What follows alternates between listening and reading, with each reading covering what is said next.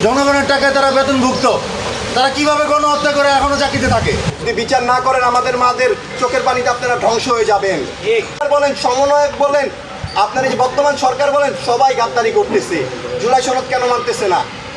কেন ওই যে আপনার একজন প্রধানমন্ত্রী দুইবারের বেশি হতে পারবে না, এইসব কি আপনারা এইগুলোর জন্য আপনারা মানতেছেন না? তারেক রহমান স্যার আপনি নিজে বলছিলেন জুলাই সনদকে আপনার গণভোটে আপনারা হ্যাঁ দেন।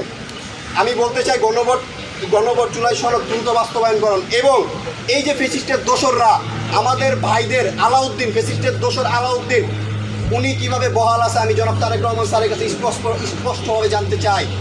যত দ্রুত সম্ভব বিএনপি সরকারকে বলতে চাই, যত দ্রুত সম্ভব জনাব তারেক রহমান স্যারকে বলতে চাই, আমাদের ভাইদের রক্তের উপর দাঁড়িয়ে যে বর্তমানে সরকার হয়েছেন, আমাদের ভাইদের হত্যার বিচার করেন।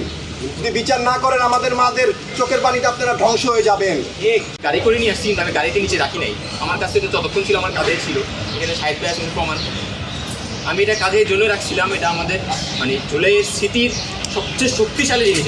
এটা প্রথম আলো একটা আয়োজন করেছিল, সেখানে তারা এটা সবার সামনে প্রদর্শনী করেছিল এবং আমরা খুব ভালো মতো লক্ষ্য করেছিলাম। অনেক স্মৃতি থাকলেও এই ছোটো সাইকেলটার দিকে সবাই নজর দিচ্ছিল, কারণ এর থেকে শক্তিশালী কী হয় যে একটা সাইকেল ছোট, সেটা আছে কিন্তু সেটার চালানোর যে চালক 6 বছরের শিশু জাবের ইব্রাহিম নাই, তাকে পায়ের মধ্যে গুলি করে হাসিনা সরকার এবং তার পেটুয়া পুলিশ বাহিনী হত্যা করছে।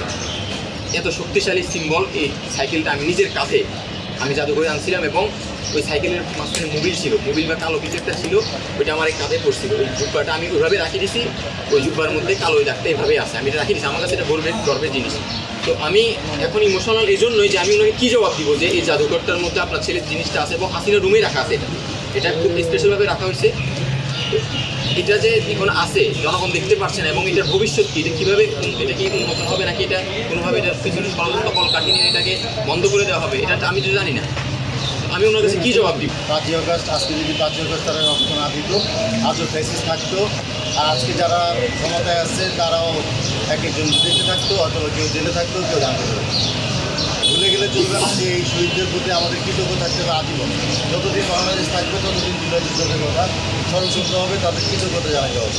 তবেই একটা জাতি যখন কৃতজ্ঞ হয়, তবেই একটা জাতি উন্নত হয়। অকৃতজ্ঞ জাতি কখনো উন্নত হতে পারে।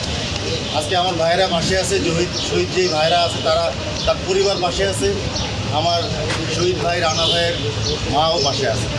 আর আমার যে আকিব ভাই যারা দিন রাত কাজ করতেছেন, তাদের সকলের প্রতি আমি কৃতজ্ঞতা জানাই।